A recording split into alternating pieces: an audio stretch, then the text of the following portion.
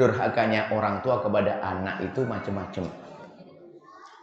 Bukan hanya sekedar memukul. Memukul itu durhaka singkat. Ada durhakanya orang tua kepada anak yang panjang, kisahnya adalah seperti yang terjadi pada pertanyaan anak kepada Sayyidina Umar bin Khattab. Sayyidina Umar bin Khattab, ada anak kecil itu diadukan oleh bapaknya. Bapakku, anakku nakal Umar bin Khattab, khalifah, anakku nakal, bandel nih. Rupanya anak ini cerdas. Anak ini bertanya, khalifah, apa sih kewajiban seorang ayah kepada anaknya sebelum anaknya lahir? Sayyidina Umar menjawab, kewajiban orang tua kepada anaknya agar tidak dianggap sebagai orang tua yang durhaka. Kewajiban ayah kepada anaknya yang pertama adalah menjadikan ibunya yang benar. Jangan asal ibu diambil, mencarikan ibunya yang benar. Kalau salah nyarikan ibu, maka sesungguhnya telah durhaka kepada anak sebelum lahir. Ibunya setengah setan, anaknya jadi setan beneran. Itu yang pertama. Yang kedua apa? Durhakanya orang tua kepada anak adalah apa? Tidak mengajarkan ilmu kenal Allah, agama. Makanya kalau kita tidak pernah mendidik anak kita kenal agama, itu hakikat kita durhaka kepada anak. Bukan sekedar mukul anak lalu memar jidatnya, tapi menjadikan anak masuk neraka. Itu durhakanya orang tua kepada anak yang salah dalam menyekolahkan. Maka kami sampaikan kepada siapapun, anak Anda boleh jadi dokter, anak Anda boleh jadi insinyur, anak Anda boleh jadi gubernur, bahkan anak Anda pun boleh jadi presiden, tapi jadi dokter yang ahli sujud, jadi dokter yang tidak mau melakukan yang haram.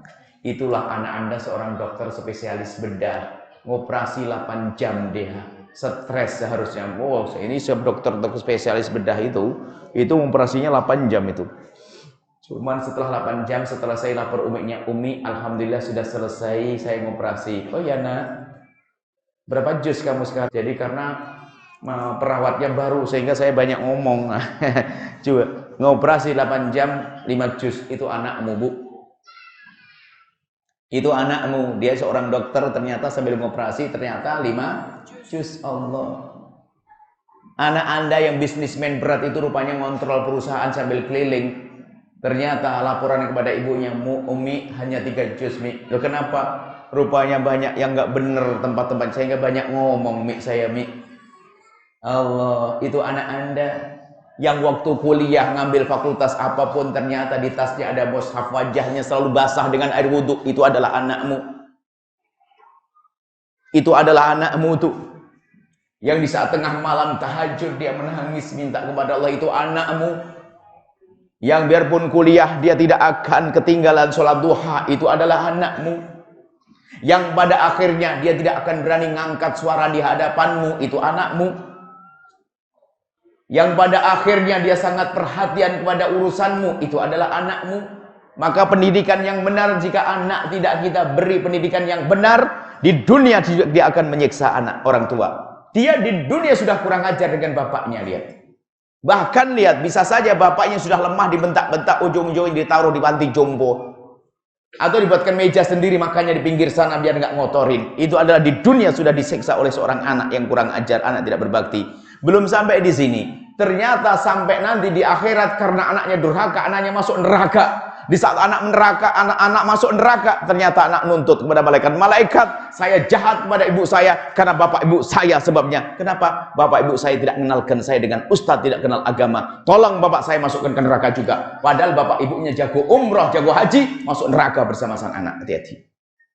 Makanya di mana anakmu sekarang? Hei hamba Allah, jangan hanya mengejar urusan dunia. Ya, dunia harus, anda di dunia harus jadi jodoh, jadi presiden sekalipun boleh, tapi presiden yang takut kepada Allah. Kalau jadi presiden jahat untuk apa misalnya? Jadi gubernur jahat untuk apa? Ayo.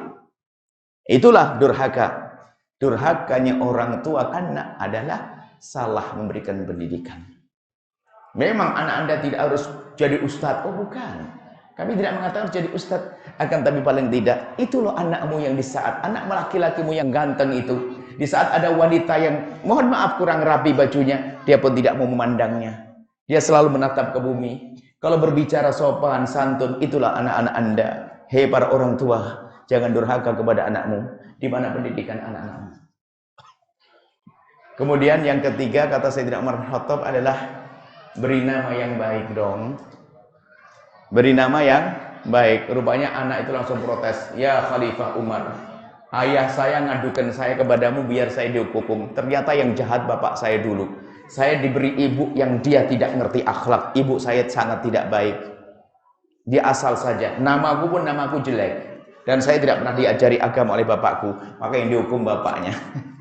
Maksudnya, ayo sebagai orang tua yang benar didik anak agar kita tidak durhaka kepada anak.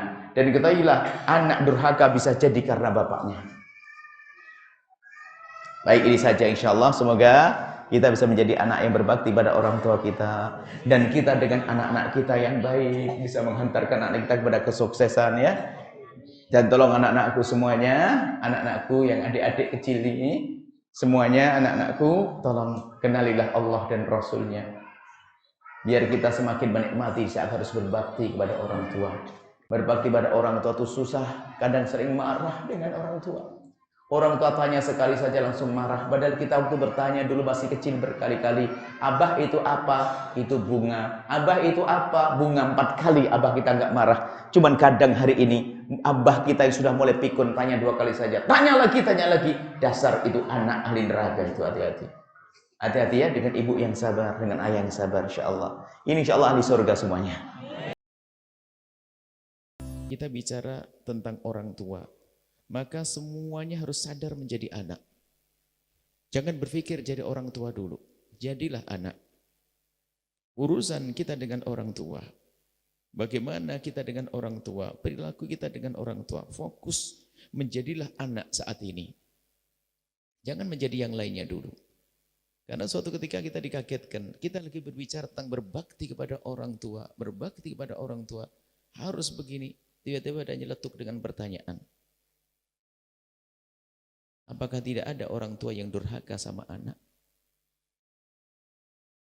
Kenapa Islam itu kok hanya mencecar anak harus bakti pada orang tua? Sementara banyak orang tua yang tidak baik kepada anak. Kok tidak ada pembahasan berbaktinya orang tua kepada anak? Ini pertanyaan muncul dari seorang anak yang memang punya masalah besar dengan orang tuanya. Kita bicara berbakti pada orang tua, dia kepikiran mikir bapaknya. Adapun masalah orang tua kepada anak ada babnya beda. Bukan urusannya berbakti. Tapi makna berbakti ada, tapi pendidikan anak akan dibahas nanti. Jadi seolah-olah orang tua nggak ditegur sama sekali. Ini permasalahannya di saat menghadiri pengajian nggak mau menjadi siapa yang saat ini diajak bicara oleh seorang penceramah atau ustadz. Jadi saat ini Anda perlu menjadi seorang anak. Jangan pikir jadi bapak dulu. Anda menjadi seorang anak, apa yang Rasul lakukan pada anak? Jangan mikir, bapakku begitu. Apakah tidak ada berbaktinya seorang bapak kepada anak? Ada nanti pembahasannya sendiri. Jangan mengatakan Islam tidak membahasnya.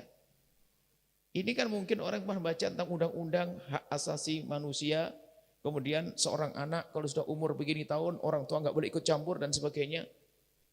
Sehingga anak menjadi kurang ajar.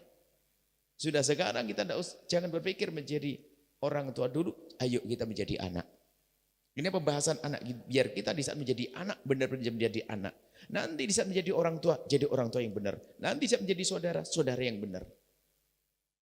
Ini fokus. Kemudian di saat ada pesan, jadikanlah kita adalah orang pertama kali yang diajak bicara oleh Allah dan Rasulullah. Kadang kita ini mendengar pesan kemuliaan, bukan dianya yang seolah-olah diajak bicara. Dia mikir, oh iya benar itu adikku tuh, itu temanku, oh itu istriku. Kenapa orang lain? Seolah dia bukan manusia lagi. Maka tidak ada insaf orang lain. Maka yang perlu kita hadirin saat ini adalah kita yang mendengar, itulah yang diajak bicara oleh Al-Quran, oleh hadis Nabi, oleh petuah ulama. Termasuk di sini telinga kami yang paling dekat dengan mulut kami. Saya ngajak bicara dengan diri saya sendiri. Seolah-olah saya bertanya pada saya, gimana urusanmu dengan ibumu? Saya. Jangan berpikir yang lainnya, jangan menjadi saudara dan sebagainya. Kadang juga aneh. Kita bicara berbakti pada ibu, dia ngomong, Buya gimana kalau saudara saya nggak pernah peduli dengan ibu saya, saudara saya nggak pernah ngirimi uang ke ibu saya. Jangan ngomong saudara, kamu aja mikiri, kamu kirim duit atau tidak. Kita suka lupa bahwasanya yang kita ajak bicara itu diri kita sendiri.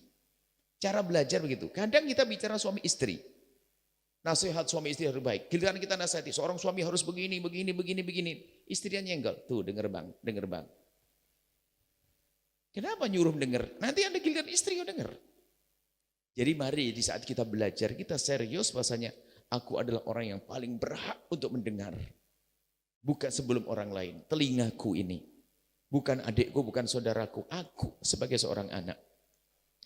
Ketahuilah bahwa saya berbakti pada orang tua adalah kewajiban besar.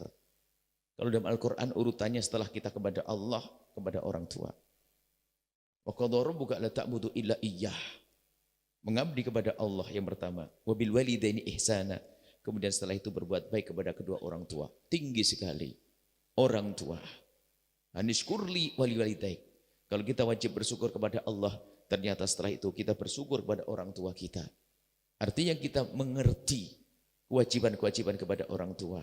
Setelah Anda menyaksikan video ini, jangan lupa berselawat kepada baginda Nabi Muhammad sallallahu alaihi wa alihi wa sahbihi wasallam.